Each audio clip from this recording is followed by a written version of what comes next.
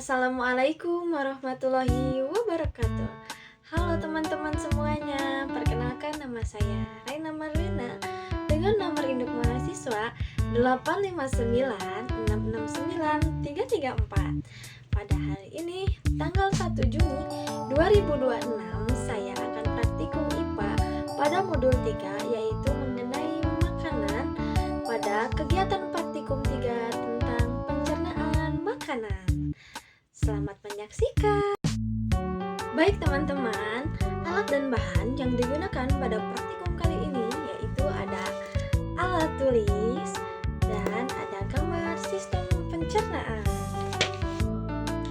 Baik teman-teman, struktur sistem pencernaan pada manusia yaitu ada dimulai dari mulut, kerongkongan, lambung, usus halus, usus besar, dan anus. Ini adalah sistem pencernaan manusia. Berikut penjelasannya. Baik teman-teman, di sini sudah ada gambar sistem pencernaan. Dimulai dari gambar mulut, kerongkongan, lambung, usus halus, usus besar, dan anus. Di sini pertama makanan masuk ke dalam mulut. Di sini fungsi mulut adalah gerbang utama masuknya makanan. Di sini juga ada 3 alat penting. Yang pertama gigi, lidah, dan kelenjar, di mana fungsi gigi berfungsi untuk memotong, mengunyah, dan menghaluskan makanan menjadi butiran kecil supaya mudah ditelan. Kemudian di sini juga ada air liur yang berfungsi membuat makanan menjadi basah dan licin agar tidak tersendak. Di sini juga yang terakhir ada lidah, di mana fungsi lidah bisa merasakan makanan dan membantu mendorong makanan ke arah kerongkongan. Perjalanan makanan mulai dari mulut yaitu dikunyah sampai halus, bercampur air liur, berubah menjadi gumpalan lunak yang disebut dengan bolus dan siap ditelan. Di dalam kerongkongan, ini ya kerongkongan teman-teman.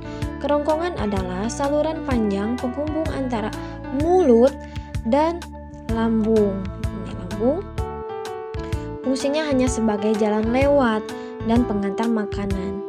Dindingnya memiliki otot yang bisa memadat dan melebar bergelombang yang disebut gerak peristaltik. Gerakan inilah yang mendorong makanan turun ke bawah. Dan di sini juga ada katup kecil di atasnya supaya makanan tidak masuk ke saluran napas dan membuat kita tersendak. Perjalanan makanan di sini setelah ditelan dari mulut, makanan masuk ke kerongkongan, didorong perlahan oleh gerakan otot seperti gelombang, bergerak turun melewati leher, dada, dan sampai di pintu masuk awal lambung. Di sini ya, pintu masuk lambung.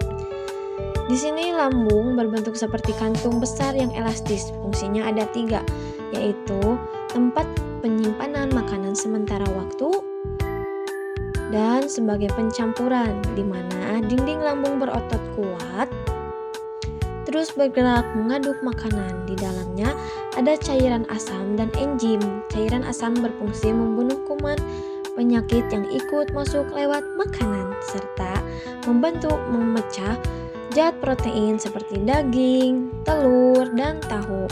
Di sini juga fungsi lambung yaitu pengubah bentuk,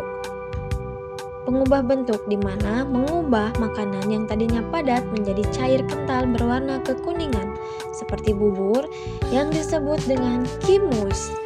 Perjalanan makanan di sini, makanan masuk ke lambung, dikunci rapat pintunya, diaduk dan dicampur cairan asam selama 2-4 jam. Berubah menjadi cairan bubuk.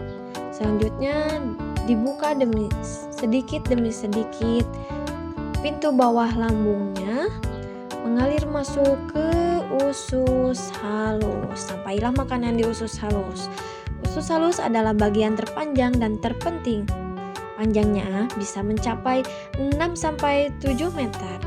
Fungsinya di sini usus halus yaitu menyelesaikan pencernaan, di mana di sini makanan dicampur dengan cairan dari hati dan pankreas untuk memecah habis zat karbohidrat, protein, dan lemak sampai menjadi zat gizi yang kecil.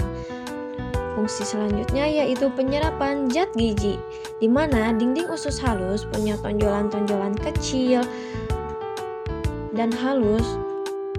Tonjolan-tonjolan kecil ya teman-teman yang bernama pili. Tonjolan ini berfungsi seperti saringan atau jaringan-jaringan yang menangkap semua zat gizi lalu menyerapnya masuk ke dalam darah. Darah akan membawa gizi itu ke seluruh tubuh untuk jadi energi pertumbuhan dan perbaikan sel.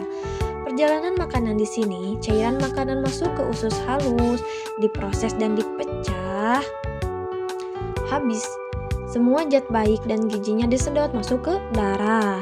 Yang tersisa hanyalah ampas, serat, dan air yang tidak berguna. Dan sisa ini didorong menuju usus besar. Ini usus besarnya teman-teman. Usus besar lebih pendek sekitar 1-5 meter dibanding dengan usus halus. Fungsi dari usus besar ini yaitu untuk menyerap air, di mana sisa makanan yang datang masih sangat cair.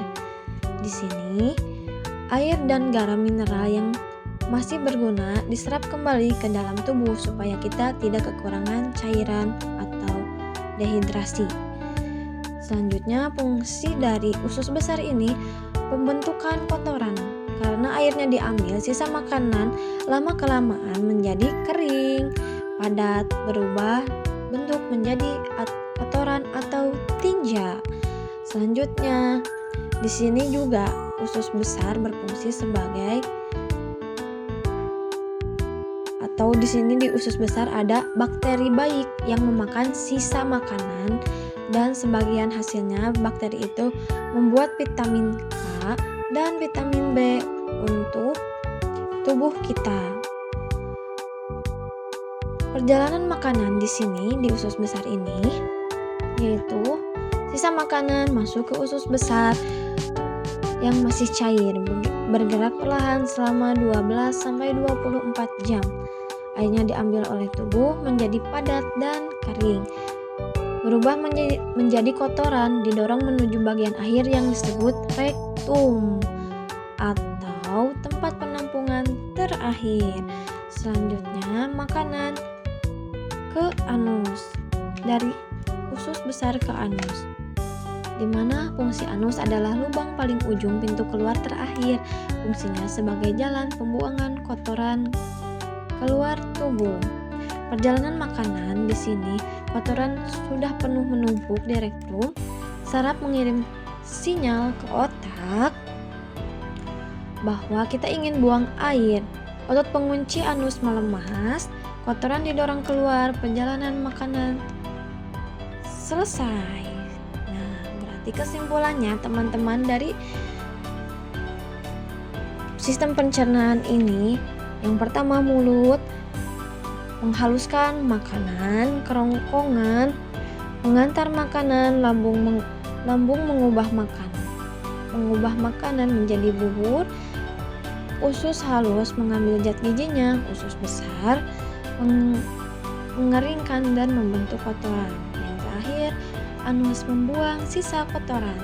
Semua bagian ini bekerja sama berurutan, tidak ada yang sia-sia. Agar sistem ini sehat dan bekerja lancar, kita harus rajin makan makanan berserat seperti sayur dan buah-buahan, serta minum air putih yang cukup. Sekian dari saya. Wassalamualaikum warahmatullahi wabarakatuh.